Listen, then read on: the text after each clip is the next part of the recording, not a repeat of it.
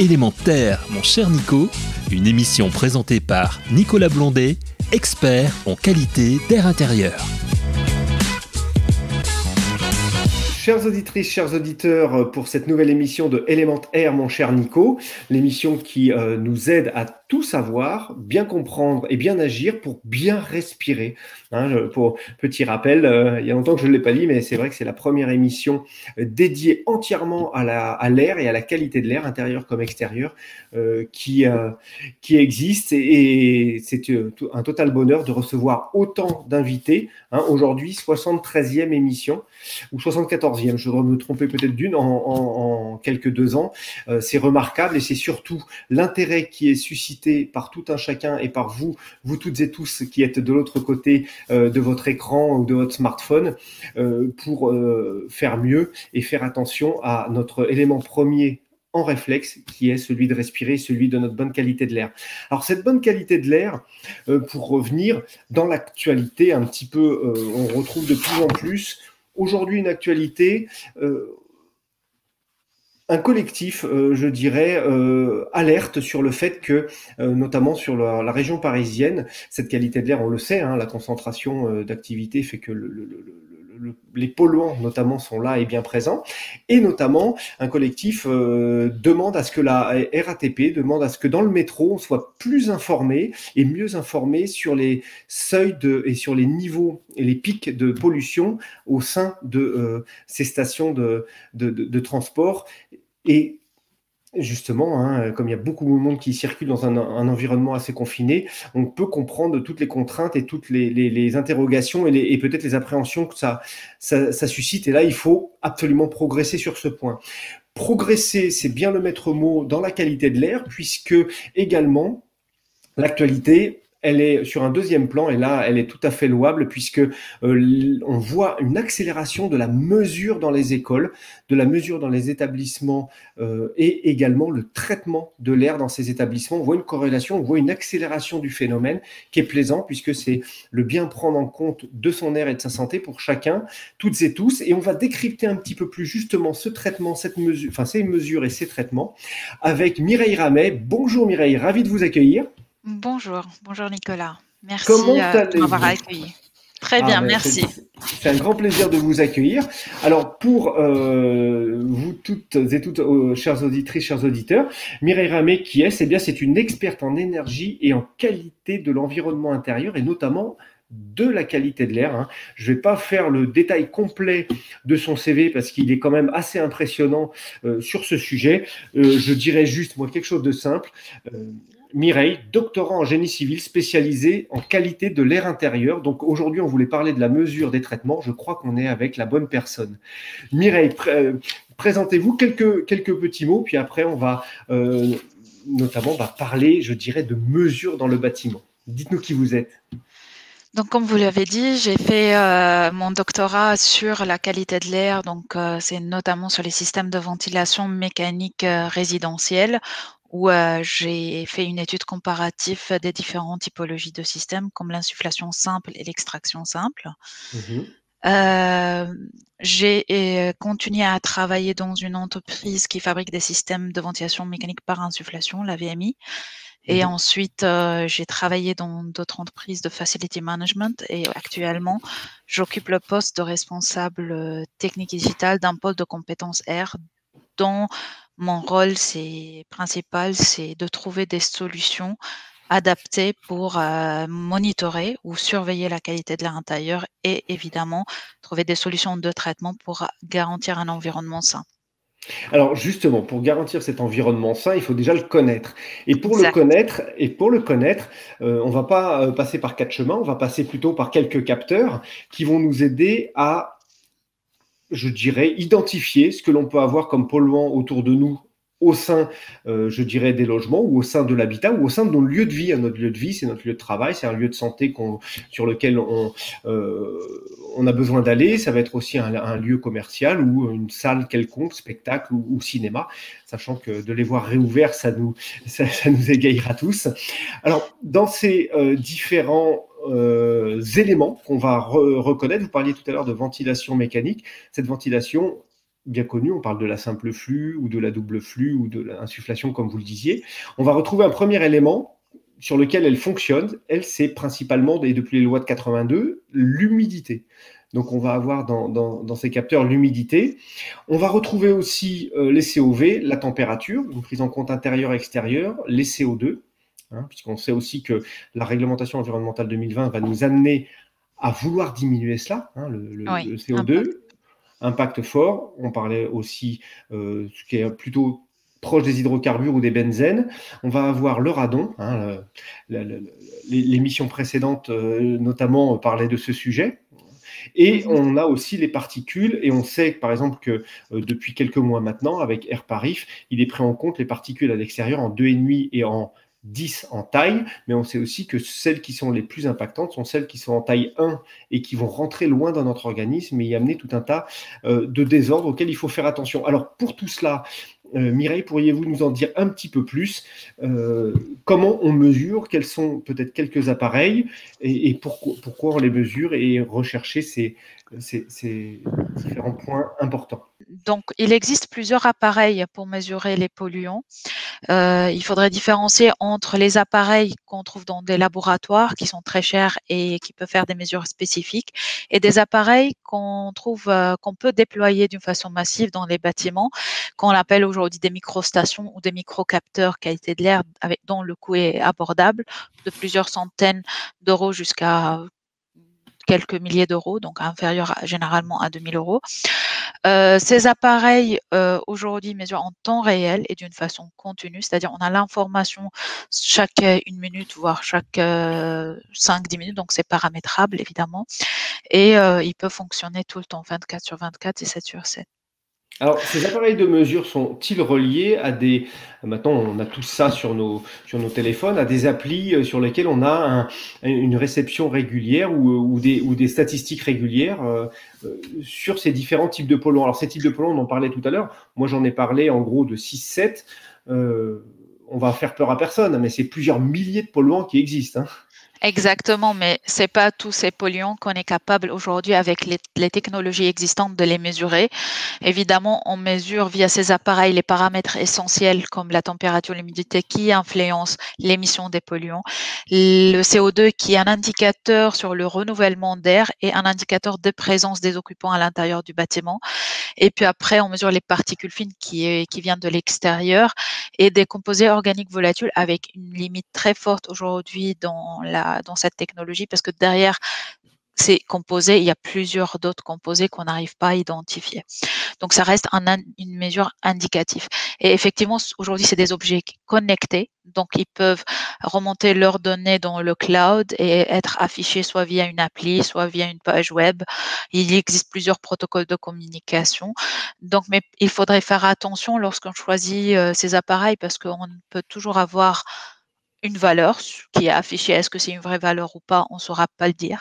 Pour cela, lors de choix de ces appareils, il faut se référencer sur des produits qui étaient déjà testés. Par exemple, aujourd'hui en France, on a plusieurs instances très connues dans le domaine qui commencent à faire des tests et d'évaluation de plusieurs produits, comme par exemple le challenge microcapteur lancé par Arparif il y a 2 ou 3 ans. Et il y a aussi le CETIAT qui a fait des mesures comparatives de ces capteurs. Donc voilà, il faut vraiment être vigilant lors de choix parce que parfois on a des dérives très très importantes et des mesures qui sont loin de la réalité.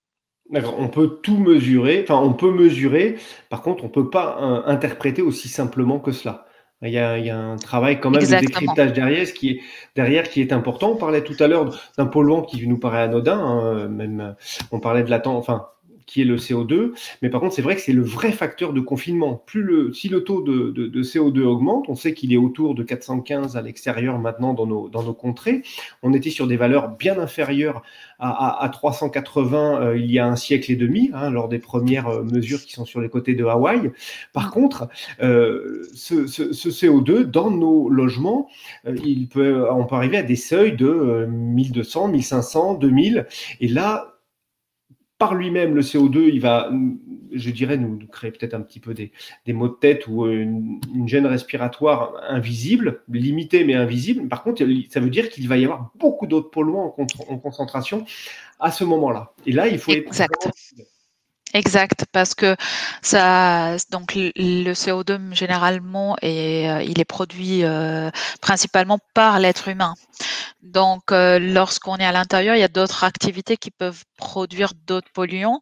Lorsqu'on cuisine, lorsqu'on fait le ménage, lorsqu'on utilise des bougies odorantes. Donc, et là, c'est des composés qui peuvent être plus dangereux pour la santé. Même le virus, aujourd'hui, s'il y a personne malade à la maison ou dans un bureau ou dans une école, si on ne dilue pas l'air via un apport d'air neuf de l'extérieur, cette concentration de virus ou de polluants va s'accumuler au fur et à mesure et on va être exposé sur une longue période et être contaminé et malade aussi. C'est le taux d'exposition prolongé, contrairement à un taux d'exposition instantané. Il y a des phénomènes qu'on connaît bien dans les milieux, je dirais, on parlait du radon tout à l'heure, dans les milieux nucléaires où justement ça contribue. Vous avez une exposition pendant quelques secondes à 54 millisieverts, ça y est, on considère que vous avez la dose annuelle que votre corps a subie, mais cette dose, elle peut être générée sur 1 an également, et il faut en limiter le cumul pour se retrouver mieux. Alors, on parle de la mesure, on parle justement de tous ces polluants, puisque c'est eux qu'on veut identifier et pour lesquels on veut réaliser les traitements. Mais ces traitements, quel type d'appareil existe-t-il? On entend parler du plasma froid, on entend parler d'ionisation, des filtrations, quelle qu'elle soit. Pouvez-vous nous dire un petit peu plus de chacune de ces technologies? Est-ce qu'on en a une qui semble un petit peu plus... émerger que les autres, ou est-ce qu'à un moment donné on a besoin un peu de tout tellement le sujet est vaste? Dites-nous. Donc, dans le traitement de la qualité de l'air, le système principal, c'est les systèmes de ventilation, parce que ils vont diluer la pollution qui est créée à l'intérieur.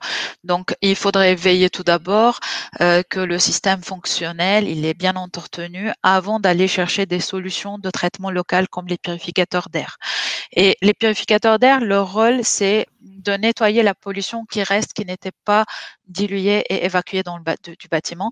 Comme vous l'avez dit, il existe plusieurs technologies, notamment en cette période, on voit beaucoup de fabricants, beaucoup de pubs sur ce sujet. On commence par des technologies passives qui fonctionnent par le captage, c'est-à-dire je vais capter les particules et je vais les garder jusqu'à le changement du filtre. Et ces technologies, on peut voir des filtres de haute efficacité qu'on appelle HEPA, H-E-P-A, ou HEPA, E-P-A. On peut avoir aussi du charbon actif qui va absorber les composés organiques volatiles.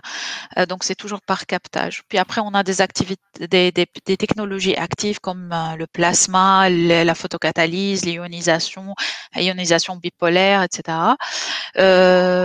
Aujourd'hui, les UV.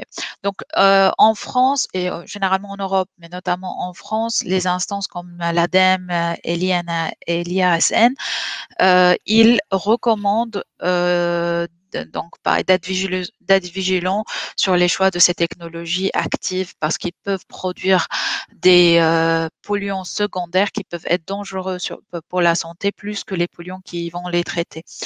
On est en phase de découverte de tout ça, faut le rappeler. Exactement. Il n'y a pas suffisamment de recul ni des études permettant de justifier l'innocuité de ces systèmes. Donc, logiquement, ils vont produire ces polluants. Évidemment, il y a plusieurs spécifications à prendre en compte, c'est-à-dire des spécifications techniques à prendre en compte. Mais tant qu'on n'a pas prouvé l'innocuité, faudrait mieux utiliser des solutions prouvées et qui sont safe, qui n'ont aucun problème de produits secondaires. Notamment l'ozone, c'est un des polluants produits par ces purificateurs. Donc les purificateurs qu'on considère aujourd'hui safe, sain, c'est les purificateurs qui utilisent des filtres HEPA, donc pour traiter les virus. On peut, si besoin, aller jusqu'à les filtres dont on entend parler, qui filtrent 99,9%. 999. 9,999. Il y a toujours le pourcentage derrière. C'est ça, donc c'est des filtres qui peuvent capter les particules inférieures à 0,3 microns. Donc là, on parle, les virus peuvent être captés aussi par ces filtres. C'est pour cela, leur utilisation peut être bénéfique. Il y a des études qui montrent qu'ils étaient efficaces sur d'autres virus. Aujourd'hui, on entend des fabricants qui font des mesures sur le coronavirus, donc le SARS-CoV-2. C'est compliqué ces mesures aujourd'hui, mais ça existe. Donc pareil, dans le choix des purificateurs, il faudrait vérifier tous les tests qui étaient faits derrière, notamment par une partie tierce. Alors justement, pour le mot de la fin, chère Mireille, le mot de la fin, pour une fois, écoutez, ce sera une invitation parce que peut-être, si vous l'acceptez, on se reverra et on rentrera dans le détail de chacune des technologies. Profitez de votre savoir sur ce point. Mais peut-être aujourd'hui, si on devait donner en l'état des connaissances un bon conseil pour cette qualité de l'air et l'améliorer chez soi sans forcément se créer de grandes complications, comment pourrait-on faire ? Donc chez soi, dans notre maison de chaque jour, il faudrait tout d'abord ne pas produire la pollution, c'est-à-dire adopter des comportements sains en utilisant à la place des tout produits, les produits ménagers, à utiliser de la vinaigre et de l'eau pour nettoyer, évidemment de ne pas fumer à l'intérieur, de laisser les entrées d'air et la ventilation propre, ne pas la boucher. Et si besoin, lorsqu'on cuisine ou on fait le ménage, d'ouvrir, pas si besoin, lorsqu'on cuisine et lorsqu'on fait le ménage, d'ouvrir les fenêtres pendant 15 minutes pour aérer. Et lorsqu'on a des personnes sensibles à la maison, comme des personnes qui ont de l'asthme, l'utilisation des filtres EPA peut être une solution et peuvent leur éviter d'avoir des crises d'asthme fortes. Eh bien, sur ces bons conseils, on va tâcher de les distiller pour se sentir bien mieux, bien évidemment. Prenez soin de vous, chers auditeurs, chères auditrices. Mireille Ramet, merci encore, Merci docteur notamment spécialisé sur la qualité de l'air intérieur. Au plaisir de vous retrouver.